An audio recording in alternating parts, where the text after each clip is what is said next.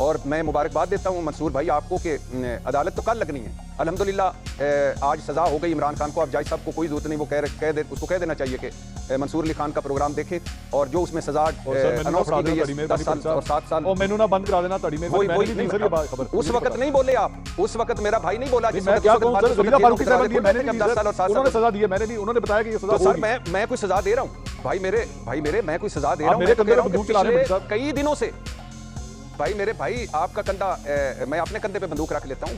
10 साल और 7 साल अल्हम्दुलिल्लाह हो गई, तो चलो आगे बढ़ें।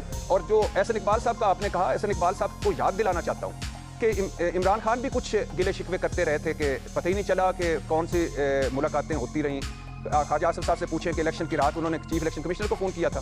जुबैर उमर साहब से पूछें कि वो गुलाब जामुन खाने किसी सियासी जमात के पास गए हुए थे। शहबाज शरीफ साहब से पूछें जब उन्हें कहा गया था कि वज़ीर आज़म भी बन जाओ और काबीना के नाम भी फाइनल हो चुके थे इलेक्शन से पहले, वो भी कोई सियासत इमरान खान के साथ बैठ के उन्होंने फाइनल किए थे। और ये जो कल तक ये जो दहशतगर्दी इसके पीछे भर्ती है, आज ये क्यों इकट्ठे हैं?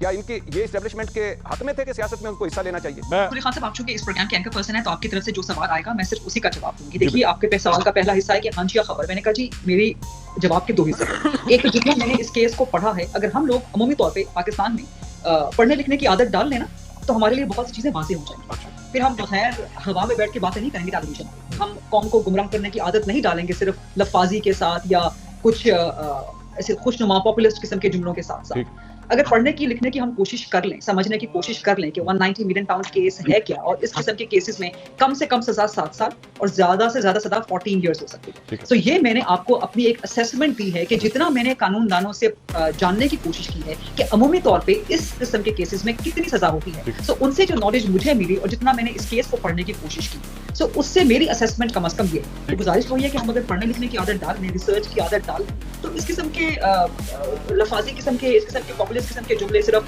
Just for the sake of argument हमें करने की जरूरत नहीं पड़ती। पढ़ना भी चाहिए। मंसूर भाई एक सवाल है मेरा आपसे।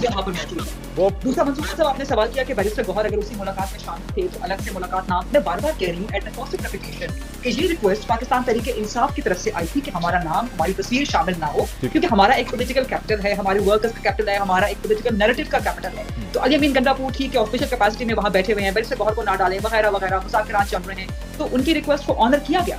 लेकिन अपनी ही की गई रिक्वेस्ट को उनके अपने ही बानी ने ऑनर नहीं किया और उन्होंने भांडा फोड़ दिया। उन्होंने समझा कि शायद मुझे इसमें से बड़ा कोई वादा मिल जाएगी, मुझे इसमें से कोई अपर एज मिल जाएगा, क्योंकि मुज़ाकरात चल रहे हैं, लोग समझेंगे कि बाजी अब इमरान खान डायरेक्ट हो गए हैं, एस्टैब्लिशमेंट के साथ साड़ी गल हो गई है वगैरह वगैरह ऑल दैट स्टफ। तो ये इसका एक बैकग्राउंड है। शहजाद साहब ने अमूमी तौर पर पढ़े लिखे लोगों ने अभी मुझे कहा गया कि अमूमी तौर पर इस तरह के केसों में 7 साल और 14 साल मिलती है। तो कितने अमूमी तौर पर इस तरह के केस चले हैं और उनमें किसी मुलजम को या किसी मुजरम को 7 साल या 10 साल सजा मिली है?